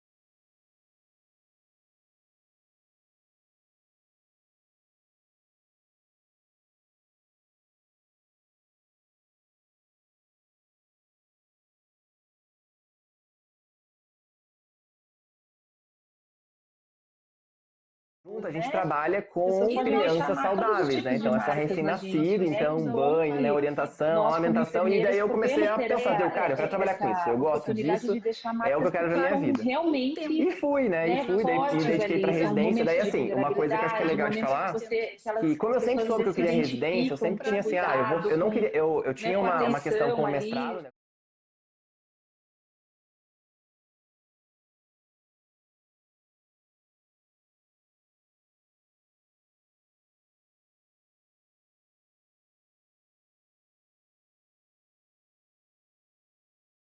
Já esteve aqui a mãe antigamente tinha a professora doutora Luciana, e agora ela também participa do Mundo Bem Trabalho como provedora, né, de recursos para a família.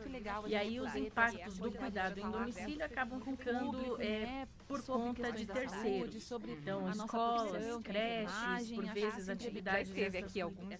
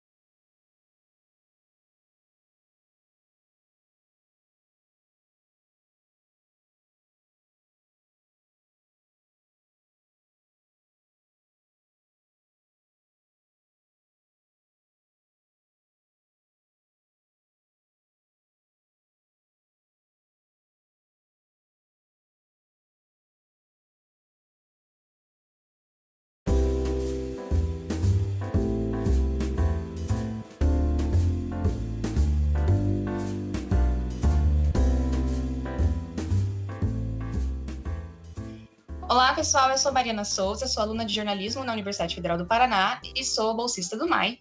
E hoje a gente tem mais uma edição do MAI UFPR Convida. Essa conversa ela faz parte do 31º Festival de Inverno aqui da UFPR, e nessa edição a gente vai discutir do tradicional ao digital. E hoje a gente vai conversar com... Nós temos 2 entrevistados, são os curadores da próxima exposição do MAI, que é Langue de Morretes, uma viagem naturalística. E eu estou com o Marcos Guernet, ele é doutorando da pós-graduação em Zoologia aqui da Universidade Federal do Paraná, e Carlos Eduardo Bels, ele é professor do Centro de Estudos do Mar da UFPR, aqui no litoral. Bom dia, boa tarde, boa noite, professores, tudo bem? Tudo bom, Mariana? Como vai, Mariana? Tudo bem? Tudo bem. E aí, Marcos? Olá, Carlos, tudo bom? Tudo bom? Bom, a primeira pergunta que eu tenho para vocês é sobre, a próxima exposição do MAI, né? Ela promete mostrar um lado pouco conhecido da vida do Langue de Morretes, e até o título, né, Langue de Morretes, uma viagem naturalística, já antecipa isso para a gente. E daí eu quero saber se, né, além de pintor e artista plástico, quais eram as outras ocupações do Frederico Lange? Marcos, começa você. Ok. Então, Mariana, como vai? Tudo bem? A quem está nos escutando e nos vendo, nesse momento atípico, né? Bom, o Lang era um personagem multifacetado, né? Então ele é muito conhecido. O Lang de Moritz, ele era muito conhecido, principalmente por ser um pintor, um artista plástico. Ele foi um dos responsáveis pela criação do paranismo, né, no estado, pelo movimento paranista aqui no estado do Paraná, né? Então ele era muito conhecido e ele é muito divulgado através dessas suas atribuições. Mas, na verdade, o lado pouco conhecido do Lang de Moritz era justamente que ele era um pesquisador, ele era um naturalista, ele era, na verdade, um malacólogo, ou seja, ele era um cientista que estudava os moluscos, né? Então, ele era apaixonado pela malacologia. E o próprio lado pintor dele, o lado artista dele, ele nasce e se caracteriza pela paixão que ele tinha pela história natural. O Lang, ele vive grande parte da infância dele na casa do Ipiranga, né? O pessoal, o Lang, ele vive, quero falar, que ela fica justamente na Estrada de Ferro, né? Ao longo da Estrada de Ferro. A casa do Ipiranga era uma construção histórica importantíssima, né? Aqui no Paraná. E ele vive durante muito tempo da sua infância naquele ambiente, que é um ambiente dentro da Serra do Mar, né? Um ambiente extremamente rico em natureza. E esse contato direto com a natureza que ele teve ao longo da infância, ao longo de grande parte da sua vida, ela é muito responsável pelas características das obras dele, né? Esse vínculo das obras que tinha todo esse cunho de natureza, esse cunho voltado ao estudo da araucária em si. Mas, junto com isso, ele desenvolve também essas pesquisas como malacólogo, como zoólogo. Tanto que no período da vida dele que ele vai embora do Paraná, vai morar em São Paulo, ele vai justamente para desenvolver pesquisas dentro da malacologia na Universidade de São Paulo. Quer dizer, então esse é um período muito importante da vida dele que acaba se tornando pouco conhecido. Então o Lang, ele é conhecido como artista plástico, mas pouco conhecido como naturalista, como malacólogo, como zoólogo, como pesquisador, né? Então acho que uma das ideias da exposição é justamente evidenciar mais esse outro lado do Lang de Moritz.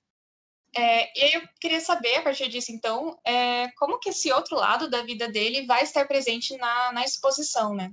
A gente está projetando, né, essa exposição, o próprio nome já diz, né, uma viagem naturalística.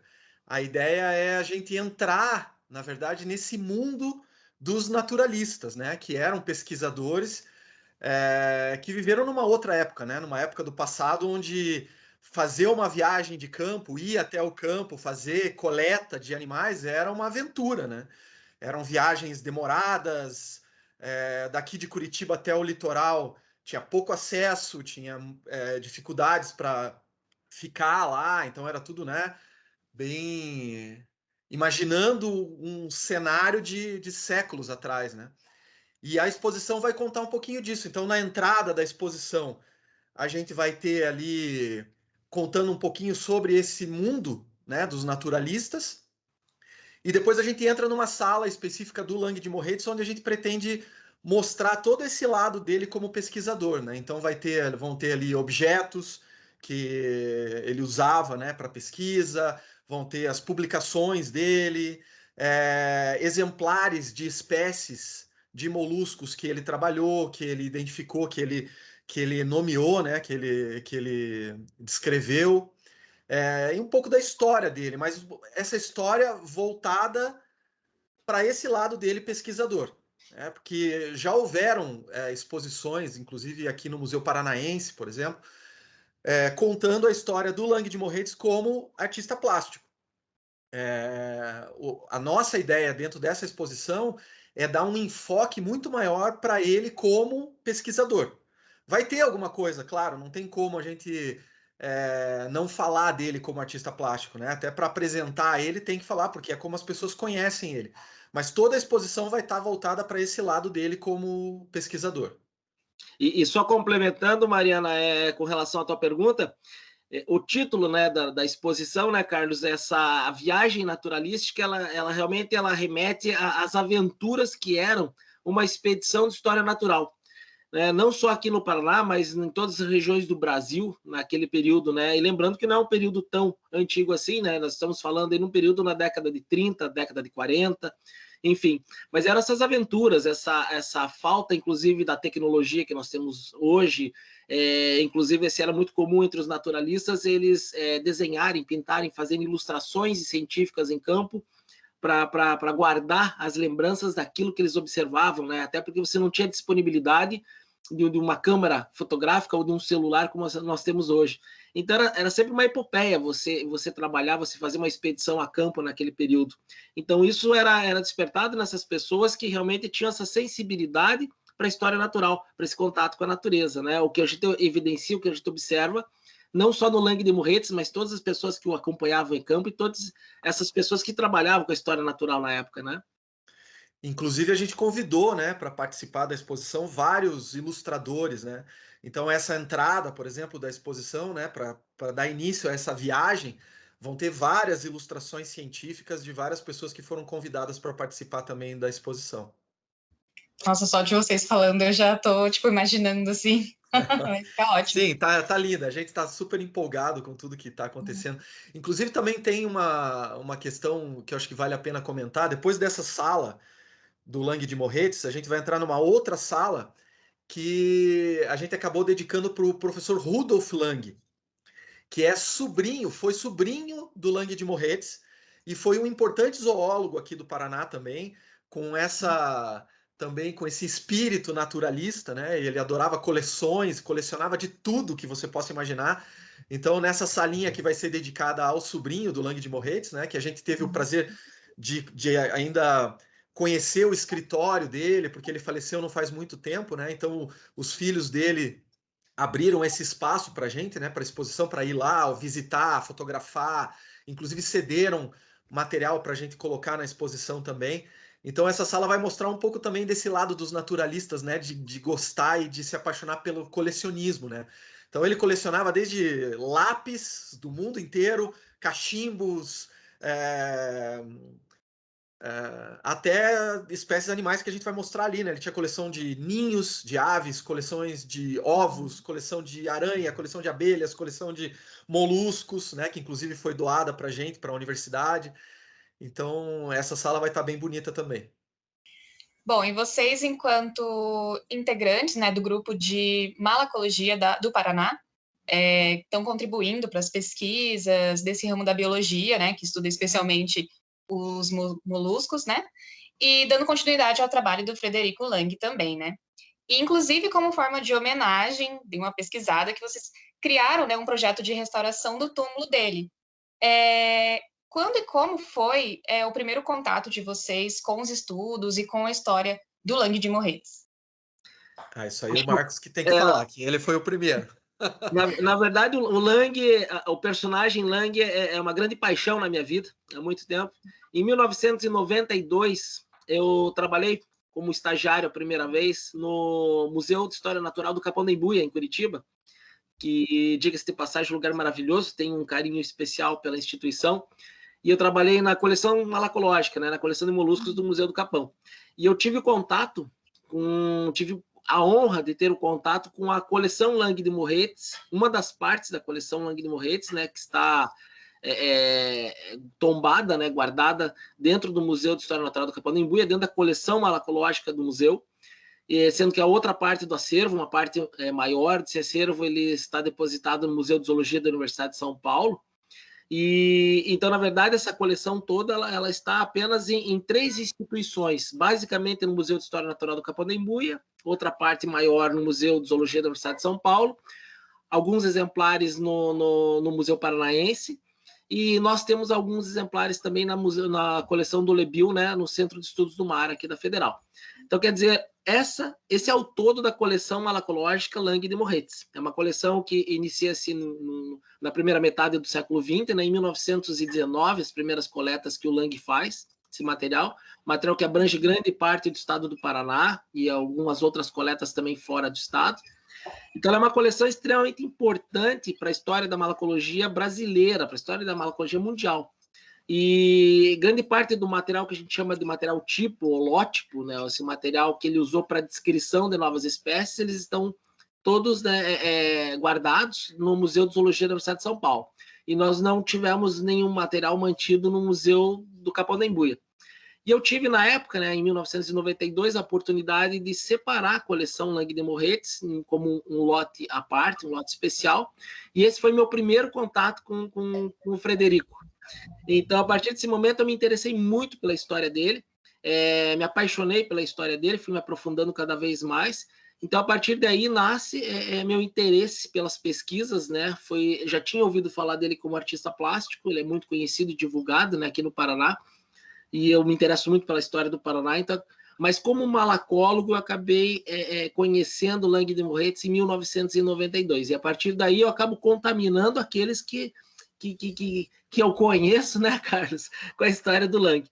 E o Carlos é um grande parceiro, trabalha com malacologia também há muitos anos, eu também pesquiso a malacologia há muito tempo, e não seria impossível nós não entrarmos em contato direto com o Langue de Morretes. Mas o que acontece, Mariana? A gente, malacologia, tanto que as pessoas às vezes nem conhecem esse termo, né? Acham que tem a ver com outras coisas, mas não com molusco. A malacologia, embora os moluscos sejam o segundo maior grupo de animais do planeta, tem muito pouca gente trabalhando com molusco. Tem pouca gente no mundo todo, no Brasil menos e no Paraná menos ainda. A gente tem bastante gente em Santa Catarina, principalmente com cultivo de moluscos, bastante gente em São Paulo, e o Paraná fica ali meio que uma lacuna. E nós somos pouquíssimos pesquisadores no Paraná que trabalham com molusco. E acho que mais ou menos em 2015 lá a gente resolveu se encontrar. Nós falamos, não, é tão pouca gente, a gente precisa se reunir, pelo menos para trocar ideia, saber quem que está trabalhando com molusco no Paraná, de repente começar a fazer alguns trabalhos, projetos, né, juntos e tal. E aí nós organizamos um evento, esse encontro de malacologia do Paraná. E aí esse evento acontece de lá até hoje, de 2 em 2 anos, sempre acontece esse evento, ele está cada vez crescendo mais. E o nosso grupo também foi crescendo mais. Então a gente foi conseguindo pegar todas as pessoas aí que estão trabalhando em outras cidades, inclusive do Paraná, né? A gente tem no nosso grupo hoje pessoal de União da Vitória, Ponta Grossa, de outras cidades que fazem parte desse nosso grupo de malacologia. E o grupo foi se fortalecendo, a gente criou uma página no Facebook, a gente criou o site, a gente criou um grupo no WhatsApp para a gente conversar, trocar ideias. E eu escutando todas as histórias do Marcos, né? Porque as histórias do Langue de Morretes são incríveis, né? Toda a história do sepultamento dele, por exemplo, que ele quis ser enterrado em pé, de frente para o Pico Marumbi, em Morretes e tal. Toda essa história do que ele queria que tivesse no túmulo e tudo mais. São histórias que instigam, né, a nossa imaginação e tudo mais, dá vontade de saber mais, de pesquisar, de ler sobre ele e tal. É um personagem realmente único, assim, né, na nossa história do Paraná, é muito bacana. E aí, sabendo de todas as histórias que o Marcos sempre me contava, um dia eu estava descendo para o litoral e resolvi passar ali no cemitério de Morretes, para dar uma olhada nesse túmulo que o Marcos tanto falava, que tinha desenho, né? Inclusive o Debona, né? Fez um texto lá, um pintor super famoso do Paraná, e fez um esboço desse túmulo, de tanto que era falado também na época, né? Dessa loucura dele, né? De pedir um monte de coisa pro túmulo. Eu falei, não, eu quero tirar uma foto desse túmulo para postar no grupo, para movimentar a nossa discussão ali no grupo e tal. Só que, infelizmente, quando eu cheguei lá, eu demorei um tempão para encontrar o túmulo. Eu acho que até te liguei, né, Marcos, para perguntar onde que era. Exatamente. Porque eu não conseguia achar o túmulo e tal. E aí, pela descrição do Marcos, eu fui chegando e tal. Caramba, eu cheguei lá, era um mato só, assim, que tinha tomado conta de todo o túmulo. Não dava para ver nada, assim, né? E foi bem triste. Eu tirei foto disso, postei no grupo e todo mundo ficou, né? Poxa vida. Logo o cara, porque a gente tava discutindo a malacologia no Paraná nos dias de hoje, né? Mas também querendo resgatar essa história da malacologia do Paraná, né? Tudo que foi feito pelos pesquisadores que vieram antes da gente, né? Então a gente está com esse objetivo também dentro do nosso grupo, né? Não só discutir a malacologia hoje, mas discutir a malacologia no passado também. E aí foi muito triste quando todo mundo viu que, puxa, ele estava abandonado lá, né? E aí principalmente eu e o Marcos ali, a gente falou, não, a gente tem que fazer alguma coisa, não dá para ficar assim. E aí a gente fez uma primeira ida para lá, que foi eu, o Marcos, o Carlos Bircos, né? E nós três, a gente filmou, a gente mesmo colocou um tripé ali com a câmera filmando a gente mesmo, e a gente foi lá e, ó, capinou até deixar o túmulo limpo. Só que daí a gente viu que não era o suficiente, porque aquilo ia acontecer de novo se não tivesse alguém cuidando, né? Então a família não estava indo e tal. E aí a gente fez uma conversa com a prefeitura de Morretes, como grupo de malacologia do Paraná. A gente levou junto com a gente o professor Rogério Lang, que é da UFPR também, da veterinária, que é filho do professor Rudolf Lang, que era sobrinho do Lang de Morretes, então era da família.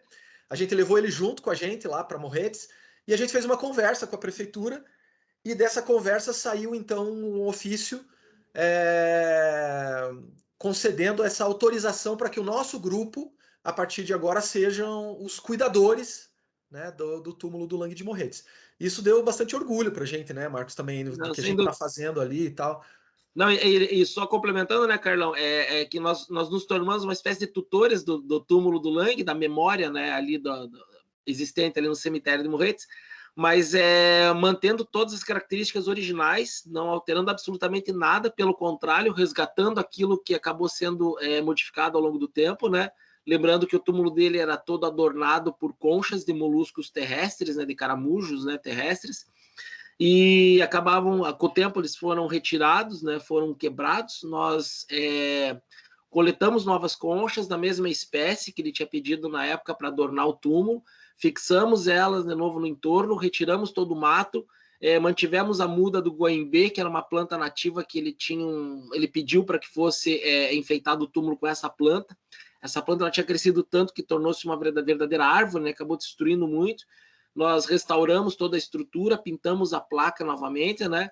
Então o túmulo foi mantido da maneira 100% original, só que com a limpeza. Então frequentemente nós vamos lá, né? Limpamos, temos parceria com o pessoal que trabalha ali no cemitério, o apoio total ali da prefeitura, de alguns membros da família também, claro, né? Que nós pedimos autorização.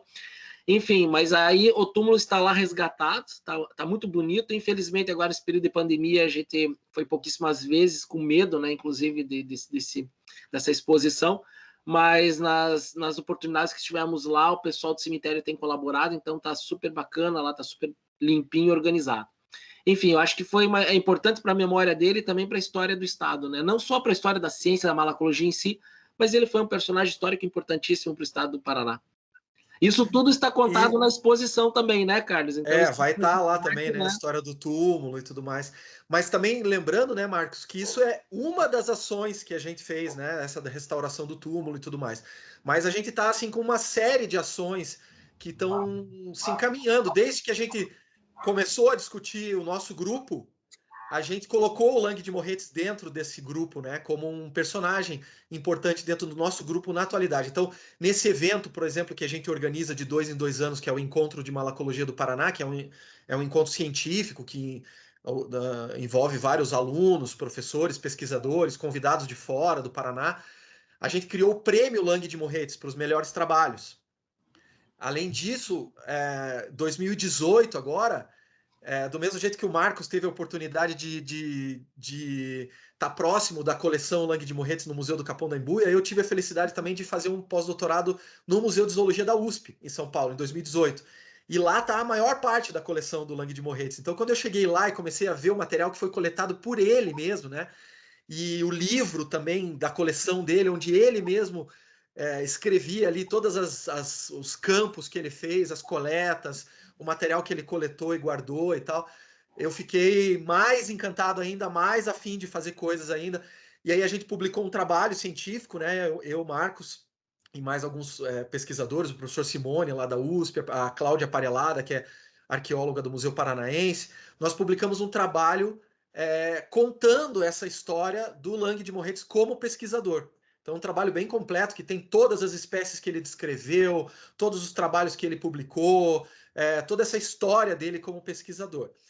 E a gente ainda pretende publicar outros trabalhos, né, com base no que a gente levantou. Esse livro Tombo, por exemplo, dele, já vai sair um outro trabalho científico mostrando os locais onde ele viajou, por onde ele esteve e tal.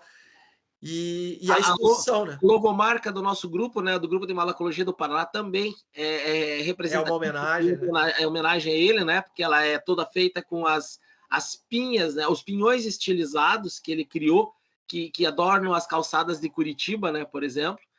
Então, nós temos uma revista também, né? Uma revista de divulgação científica, que é a revista do nosso grupo de malacologia, e o nome da revista é Agarônia, porque é uma espécie que o Lang de Moritz descreveu, né? Uma espécie marinha que ele descreveu. Então ele permeia várias ações do nosso grupo, assim, né? Então isso é bacana, que é uma construção que a gente está fazendo, né? E que aos poucos a gente tá vendo o resultado. E eu acho que a exposição, na verdade, ela vai coroar todo esse trabalho de várias ações, né, que a gente está fazendo com relação ao Lang, porque ali vai estar mostrado tudo, né, tudo isso que a gente está fazendo. E a exposição, né, como vocês disseram, é mais um dos projetos que vocês têm, né, dentro do grupo de malacologia do Paraná, é fruto de um projeto que vocês têm. E eu queria saber há quanto tempo vocês estão trabalhando para a realização dessa mostra. Eu acho que faz muito tempo, né, pelo que vocês contaram. E como que tá sendo esse processo para vocês? As primeiras conversas acho que começaram em 2019, né, Marcos? Isso. 2019. Foi no início de 2019, na verdade, né, Carlos? Essa parceria com o pessoal do MAI, né, do Museu da Arqueologia, e também, inclusive, no começo, com uma parceria com o pessoal do Museu Paranaense também, né, Carlos? Então, surge essa ideia de fazer uma exposição que nós colocássemos em discussão tudo que está sendo trabalhado com relação ao Lang, né? E justamente mostrando ao público, evidenciando novamente esse lado dele como pesquisador, como naturalista, que é um dos principais objetivos, né, da coleção. Porque muitos, se fala em Lang de Moritz, imediatamente imagina-se o pintor, né? Então a ideia da exposição era reforçar e justamente isso, Lang o pesquisador, Lang cientista. Mas começa essa discussão no início de 2019. Acho que um pouco assim, eu voltei de São Paulo, né? Eu fiquei 1 ano lá fazendo pós-doc em São Paulo, e aí voltei para as minhas atividades aqui na universidade, né? E aí, quando eu voltei com o Lang de Moritz na cabeça, porque eu fiquei lá trabalhando com a coleção dele o tempo todo, né? 1 ano ali trabalhando com isso, tendo acesso ao material dele e tal. E eu voltei com isso na cabeça. Quando eu voltei, eu conversei com o Marcos que a gente tinha que fazer mais coisa, a gente queria fazer mais. O Marcos foi para lá também, né? Ficou um tempo comigo lá, ficou bem maluco lá com o museu e com a coleção dele. E a gente voltou mais empolgado ainda. Daí tinha a nossa publicação também, né? Que a gente tinha acabado de conseguir publicar, contando essa história dele. E aí a gente pensou numa exposição, mas a princípio a gente não tinha ainda ideia de onde fazer isso. A gente falou, puxa, a gente tinha que montar uma exposição. O Museu Paranaense já tinha feito uma exposição recente dele, mas com esse lado dele mais voltado para esse lado dele pintor, né? E a gente falou, puxa, eles vão querer refazer uma exposição, né? E aí veio a ideia do MAI. A gente falou, puxa, vamos tentar conseguir uma conversa com a equipe do MAI e contar essa história toda e ver se, de repente, eles, né, se interessam. E aí, pensando no MAI, né, a gente se aproximou do MAI, agendou uma reunião, e aí nessa reunião tava a Ana, tava a Bruna, tava a equipe do MAI ali, e a gente contou essa história. E aí a gente contou a história com detalhes, né? Porque a gente gosta da história. E elas se interessaram também, né? E elas ficaram malucas com a história. Toda essa história, porque é uma história, né? O fato dele ter... ele, antes de morrer mesmo, ele já dizia para todo mundo a data que ele ia morrer, né? E aí ele tinha todo um planejamento já para a morte dele, o jeito que ele queria ser enterrado e tudo mais. E ele foi um personagem muito importante da história do Paraná também, com esse movimento paranista e tudo mais. A ida dele para São Paulo, a volta para Curitiba. A gente foi contando toda essa história e o pessoal do museu se encantou. E aí eles falaram, nossa, isso com certeza dá uma exposição e uma exposição muito bacana. Aí a gente ficou super empolgado. E aí começou... Né, as primeiras negociações, as primeiras reuniões e tal. E o bacana, assim, o Lang, ele foi um personagem que ele teve um vínculo muito grande com o litoral do Paraná. Né? Ele é morretense, ele nasce em Morretes, ele vive na Serra do Mar um bom período da sua vida. Ele mesmo, quando ele vai para São Paulo, ele volta para o Paraná, ele está enterrado em Morretes, né, que é um desejo dele. Ele foi enterrado de pé, né, de frente para o Pico do Marumbi, voltado para o Pico do Marumbi, que era um dos desejos dele. Então, quer dizer, ele tem todo um vínculo com a história do litoral do Paraná. Então, nada mais justo do que ter uma exposição dele no litoral do Paraná, né? Ou seja, no Museu de Arqueologia do Paranaguá. Então, ficou perfeito, encaixou todos os detalhes aí.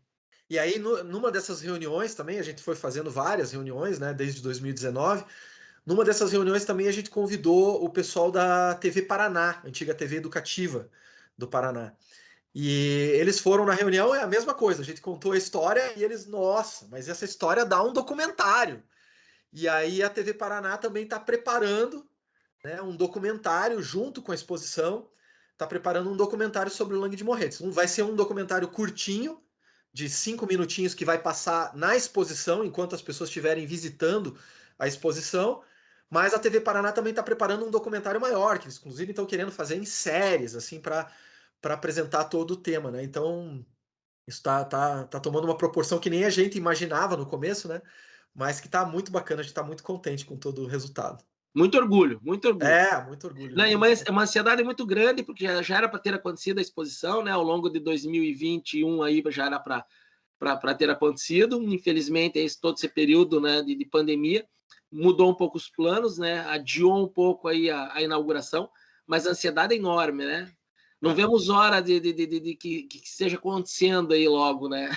De ver pronto. A gente começou as tratativas ali no começo de 2019 e o plano era que a exposição saísse em maio de 2020. Isso, em meados de 2020, exatamente. Só que aí a pandemia chegou, né? Ali em março de 2020 e tudo foi parado.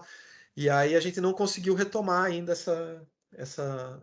Quer dizer, a gente está fazendo reuniões, a gente continua fazendo planos, né? Projetando várias coisas. Já está praticamente tudo pronto, né? Já está praticamente tudo pronto. Em termos de texto, de adesivos, né? Os dioramas, o material físico que vai para a exposição já está no museu, né? Então, assim, já está praticamente tudo pronto, né, Carlos? Com poucos detalhes mesmo que exigiriam mais as reuniões presenciais, enfim.